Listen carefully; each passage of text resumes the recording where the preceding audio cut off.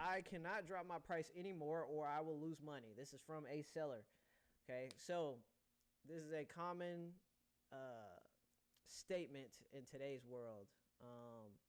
People feel like they have a house on the market. Well, they don't feel like they have a house on the market, but they have a house on the market and they cannot drop the price anymore, or they're going to end up having to either bring money to the table or go through via short sale, however you want to classify it.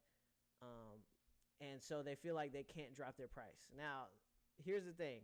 Two things to really break that apart. One, that's not how the market works.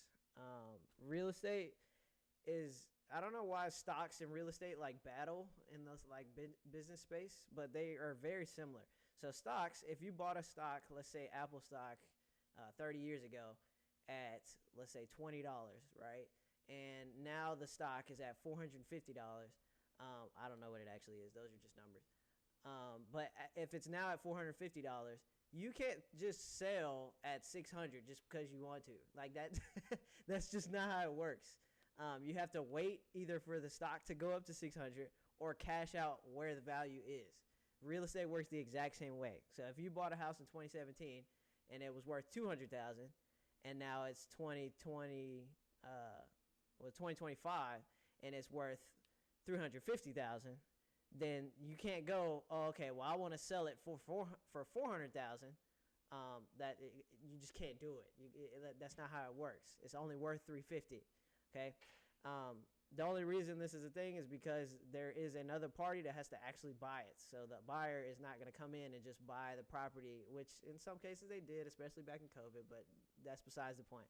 We're not in COVID times anymore. But the buyer is not going to come just overpay for your property just because you don't want to lower the price. They can go find a bunch of other houses that are at better prices for maybe the same deal. So that is not how it works. So think very similar to stocks, okay? Right now, the stock price on the home is wherever the market says it is. Now there's different methods to test this out. This is where good real estate agents come in handy. I'm a big fan of testing the market.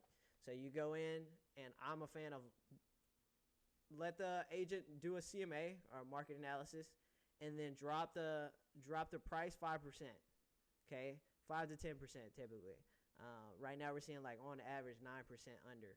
But run a CMA and then take 5% off and then price it there. Okay? When you price it there, it's going to drive demand, and then at the end of the day, the buyers will bid it up to where they feel like it's worth. So let's say the agent runs a CMA for this property and he thinks it's worth $350. We take 5% of 350, which I have no clue. Is that 7,000? I think it's 7,000. Hold on. 350 times 5%. Oh, 17,000. Yeah, I see, way off. 17.5. Okay, so he takes 17.5 off of 350. 350 minus 17,500. Is 332,500. Okay, so the agent ran a CMA for 350. We price it at 332,500. Let's just say 330 to keep it nice.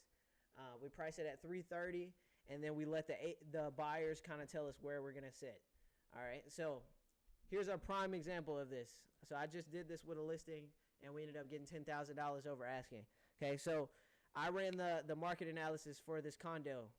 The comp said it was anywhere from like $50,000 to $75,000. Okay, this is for a 1-bedroom, 600 square feet condo. Okay, just your average, normal, everyday apartment, and it was a little bit beat up too. So we had to take the condition into account too. So comps were like 50 to 75K. Okay, I said I think this thing sells at 65. That's what I said. Okay, 65 was like my number. I said, okay, what we could do, the seller wants 85. Now, I did not see 85 in any way. Like I said, max 75K. That was like my absolute top out, or I wasn't going to take the listing. But he gave me the reins and was just like, give me the fastest way I can get it as high as possible. I said, okay, well, how about we go to market at 60? okay, and then let the buyers fight for it. Okay, so we went to market at 60, and obviously we wanted to get as close to 85 as possible. Again, my number was 65. That's where I thought it was going to end. Okay, so we went to market at 60.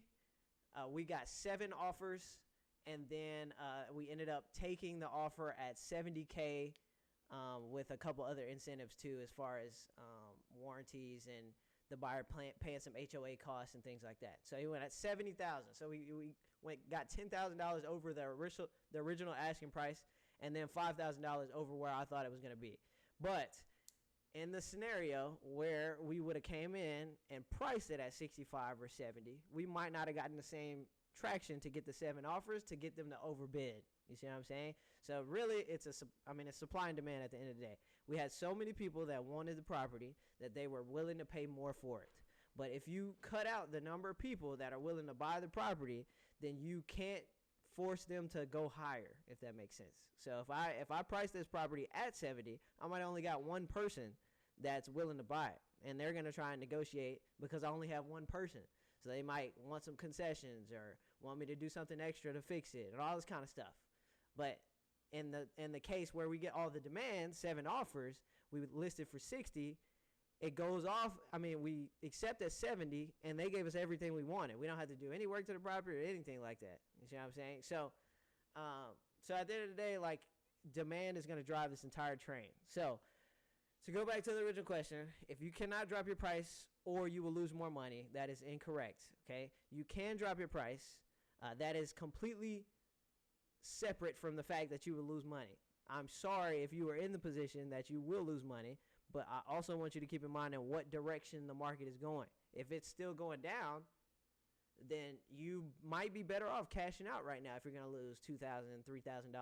Just take your L now, as opposed to wait until later, and then you still got to go through this exact same thing, and then you end up selling for way less and you lose even more money, okay? So your 2 options here, if you are in this position to where you can't drop your price or you're going to lose your money, I would explore renting. If you just need to move, explore renting, okay? Look at what the rent values look like, and if you want, you could drop a comment below, and I'll show you my whole sheet. I'll send you my investment sheet that we use to analyze properties, and you can run it for your own property, okay? Take a look at what it looks like as a rental. If you can't go the route of rental and you don't just need to move, then I would recommend just keep the property. Just hold it, okay? On average, if you hold the property at least 8 years, you will come out on top. So you just need to hold it for as long as you can. A lot of people that are feeling this right now are the people that bought houses in 2022, 2023, and it's only been 2 or 3 years, and the houses haven't really appreciated. They've actually stagnated. In some areas, they've gone down. So you just got to be careful. But if I'm willing to bet, if you are willing to wait till 2028, 2029, I promise you, you're probably going to end up with some more money, and you won't be in the same spot. But you just got to hold out longer. At the end of the day, real estate is a risk, again, just like stocks. So many people bought into Bitcoin, and then it went down the next day. It's the exact same thing. Now, it's a little more safe than that because you make money in other ways, but that's the surface level conversation of it. So, again, it's like stocks. Think about it as stocks. The price you can sell at is based on the market. It has nothing to do with what you have to do. I see this concept also with people that put a lot of work into a property. Like, they'll buy a house for $400K and then put $80,000 pool in the back and then have to move. And now you want to sell it for $500. That's not how it works. Okay, you can't just because you added a pool in the backyard doesn't mean that you get to raise the price $80,000. Again, the market dictates the price. Okay, it may only give you. The only reason the pool would even give you extra stuff, and this is going on a tangent, but the only reason a pool would give you an extra leg up is if you're comparing a property that's exactly the same. So if you have a 4-bedroom, 2,300 square foot house, and the neighbor has a 4-bedroom, 2,300 square foot house with the same layout, but yours had a pool and theirs doesn't, then you might be able to get some extra money. But like, if you're not comparing apples to apples, it doesn't make sense. Okay.